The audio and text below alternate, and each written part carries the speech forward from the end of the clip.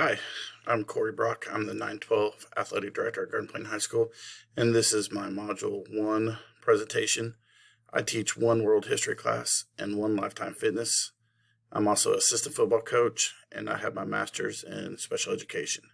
This is my third year at Garden Plain High School. This is my 17th year overall, and this is our first time as a family that we have been in the same district. Here's my family: my wife Kelsey, my son Brady, my daughter Haley. Kelsey works right across the street at Garden Plain Elementary as a 6'8" English language arts teacher. Brady is an 8th grader across the street, and Haley is a 6th grader. And here's some more pictures of my family. We love taking trips together. We love going on cruises. We've actually been on 5 cruises, and we had one planned last spring break, but due to COVID, we've rescheduled it 3 times. So we're kind of waiting for things to get back to normal. That's why I kind of had my picture of my mask on the front side, because we're willing to do whatever it takes to stay in school and have activities. 3 levels of government control of public education: federal, state, and local. I'm going to start off with the federal government's role. Just a couple of things. The 10th Amendment of the Constitution, it reserved powers not mentioned in the constitutions to the states, which includes education. The 14th Amendment actually gave citizens to all persons born in the United States, including former slaves, which this gave us civil rights protection. And some of the important things that happened through the federal government: Brown versus the Board of Education, which ruled racial segregation unconstitutional, so it integrated our schools. The Elementary and Secondary Education Act, which funds primary and secondary education, emphasizing high standards and accountability. And there's a whole umbrella underneath that: Title I, Title II, and there's also the Title IX, which protects people from discrimination based on sex in education or activities if they receive federal funding. The federal government has the responsibility to ensure the right to a free and high-quality education for all K-12 students by protecting their civil rights, by providing resources for the most in need, using public data and high-quality research, and by providing support and infrastructure for schools, districts, states to help them continuously improve their work. Some other things about federal government. Public education only receives about 8 to 10% of funding from the federal government. However, this funding nearly always comes with rules and regulations in order to receive the funding. Schools must comply with various requirements from all 3 branches of government, because federal education funding comes from taxation. Examples: No Child Left Behind, and currently the Race to the Top. According to the U.S. Department of Education, there are no unfunded federal mandates, which means states can choose to accept funds and accept the requirements to receive the money, or they can opt out. The basic role of the federal government is meant to support the state and not replace the state government in regards to public education. State government's role: they are given authority to establish their own departments of education and pass laws governing school practices. Most of the time, the state government chooses to delegate that to local districts. States adopted the Common Core standards so they can qualify for the Race to the Top grants. States generated benchmarks for student achievement based off the Common Core standards.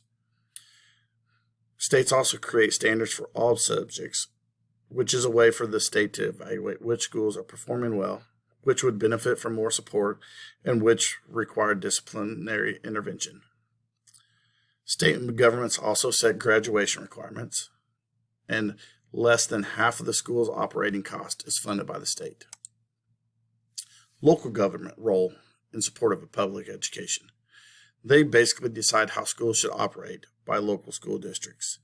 Each school district is governed by a school board, which hires a superintendent who oversees the schools. Local school boards are also responsible for establishing curriculum, hiring personnel, and deciding when schools should be closed, consolidated, or constructed. The state and federal governments provide over 50% of the funding to the schools. So that means school boards are responsible for funding the rest of their budgets. They do this by collecting property taxes on all the homes and businesses within their district, or by allowing the city council to do so on their behalf. As a result, the amount of funding available to any given school district reflects a complex set of variables, including local tax rates, exemptions, and the overall affluence of the community. Who's in charge? And this is the department's mission statement that I took from the USD website. The department's mission is to serve America's students, to promote student achievement and preparation for global competitiveness by fostering educational excellence and ensuring equal access.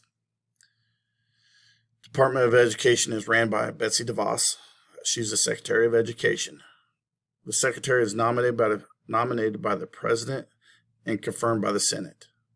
As a member of the President's Cabinet, the Secretary is the principal advisor to the President on federal policies, programs, and activities related to the education system in the United States.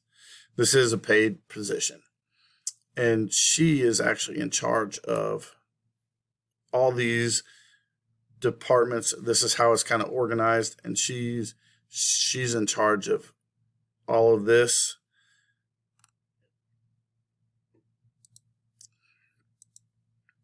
Who's in charge of the state? The Kansas Department of Education and the State School Board. And I took this from the KSDE website. KSD is a dynamic, dedicated service agency that provides leadership, resources, support, and accountability to the state's K-12 education system. KSDE administers the state's governments of education, standards and assessments, special education services, child nutrition and wellness, title programs and services, CTE, and financial aid. It is the goal of the agency to provide all Kansas children with equal access to quality, high-level education that promotes students' achievement and prepares all students for global success. The department is ran by Commissioner Dr. Randy Watson. This is a paid position, and he's in charge of so many people also. This is how the KSD is kind of broken down: the Office of Commissioner, General Counsel, Human Resources, Fiscal Services, Child Nutrition, Communication, Fiscal Auditing. I mean, as we dug into this, it's quite a bit of stuff that they oversee. And the state board is also a huge component of the state government. The mission of the State Board of Education is to prepare Kansas students for lifelong success through rigorous, quality academic instruction, career training, and character development according to each student's gifts and talents. Kansas CAN vision is lead the world in success of each student. And here's our state board. And later on in the slide, kind of the impact they just recently had in Kansas. Who's in charge of local?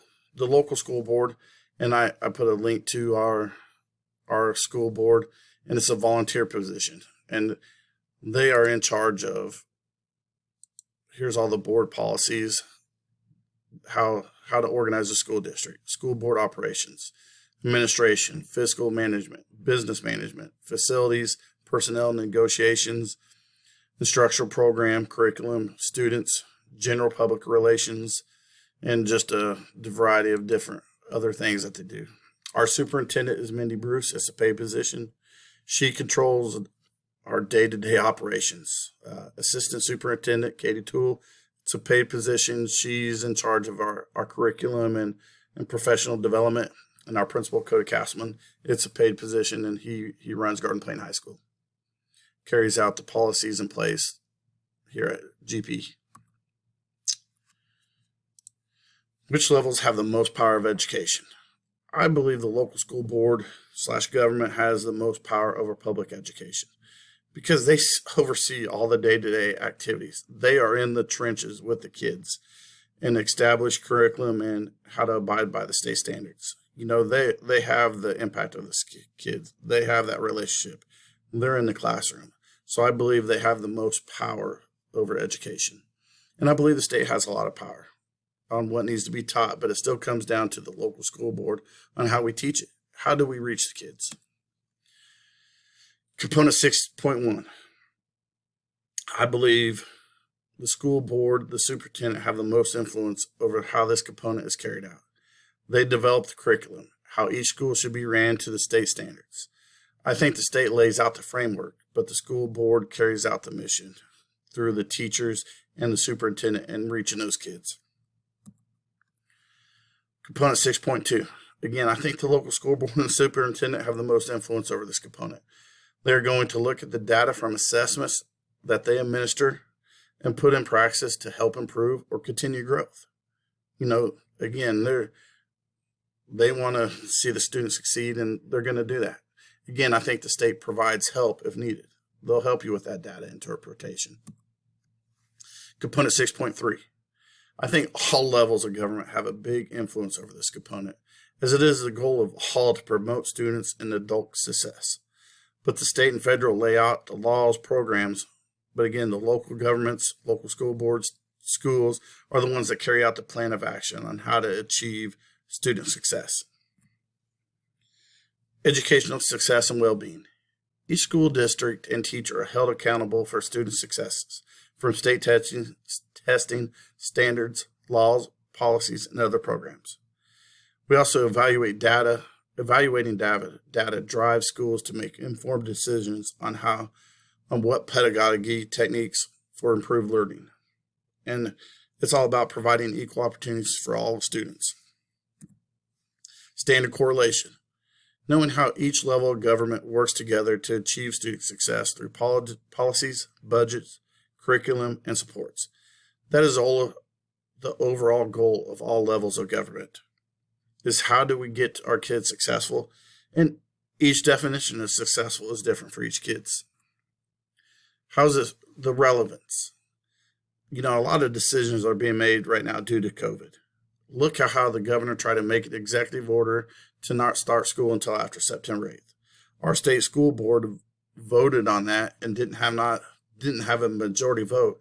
So then it was left up to local school boards on how to decide when they wanted to start and how they wanted to start. Did they want to start hybrid? In person, partial virtual, or all in person. And then, a lot of controversies are going on right now due to each model and if activities should be played, especially in USD 259.